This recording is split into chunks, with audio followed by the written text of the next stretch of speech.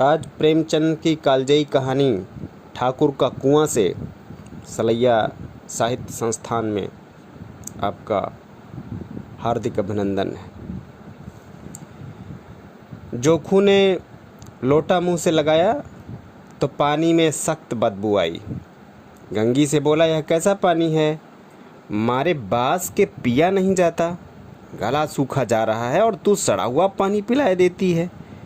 गंगी प्रतिदिन शाम को पानी भर लिया करती थी।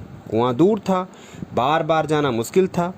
वह पानी लाई तो उसमें बू बिल्कुल न थी।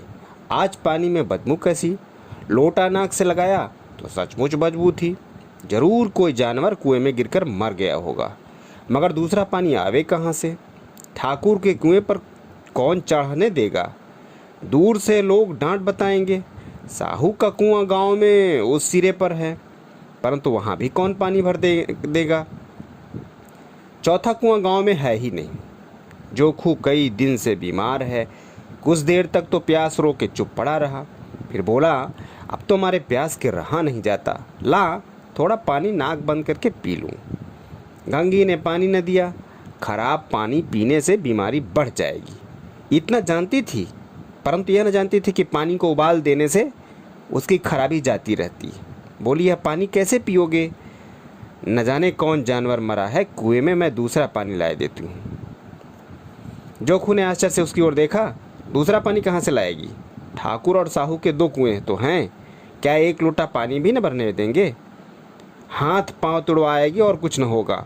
बैठ चुपके से, ब्रह्म देवता आशीर्वाद देंगे, ठाकुर लाठी मारेंगे, साहू जी एक के 5 लेंगे। गरीबों का दर्द कौन समझता है? हम तो मर भी जाते हैं तो कोई द्वार पर झांकने नहीं आता, कंधा देना तो बड़ी की बात है।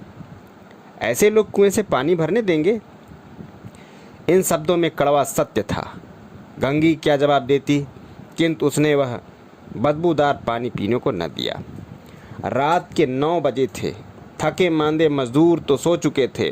ठाकुर के दरवाजे पर 10-5 बेफिक्रे जमा थे।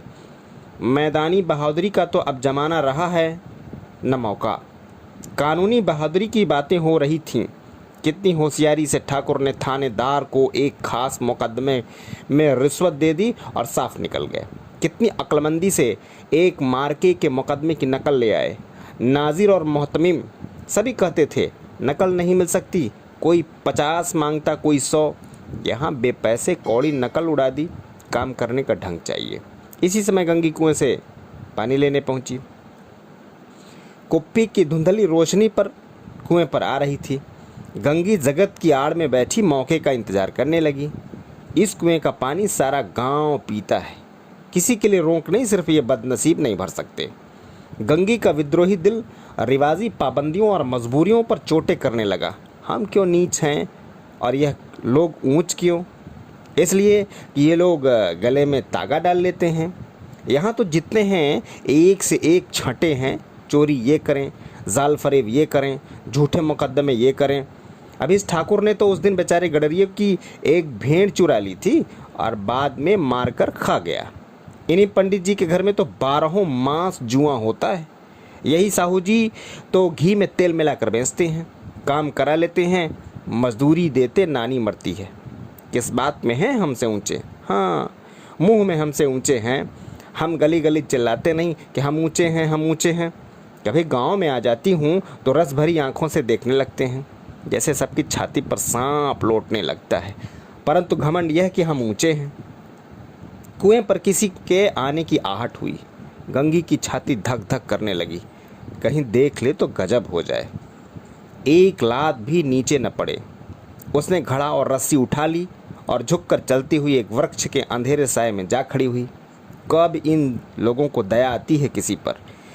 बेचारे महगू को इतना मारा कि महीनों लहू थूकता रहा, इसलिए कि उसने बेगार न दी थी।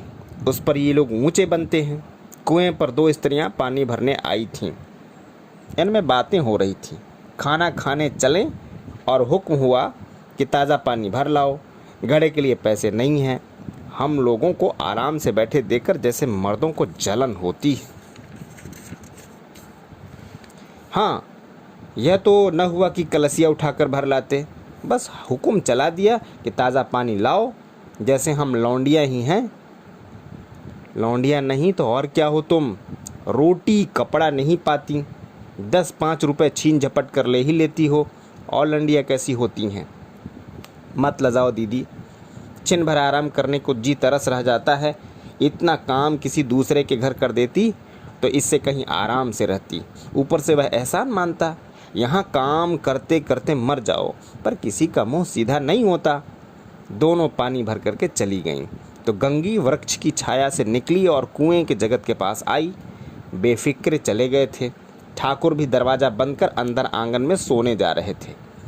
गंगी ने क्षणिक सुख की सांस ली। किसी तरह मैदान तो साफ हुआ। अमृत चुरा लेने के लिए राजकुमार किसी जमाने में गया था, वह भी शायद इतनी सावधानी के साथ और समझ बूझ करके न गया होगा। गंगी दबे पांव कुएं के जगत पर चढ़ी।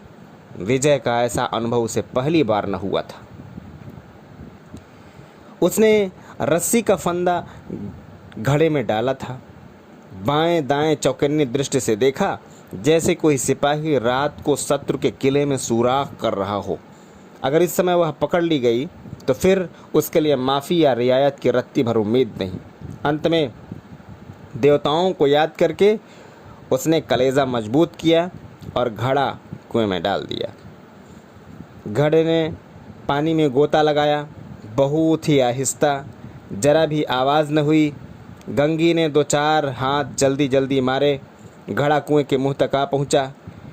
कोई बड़ा सहजोर पहलवान भी इतनी तेजी से उसे न खींच सकता था। गंगी झुकी कि घड़े को पकड़कर जगत पर रखे कि एकाएक ठाकुर साहब का दरवाज़ा खुल गया।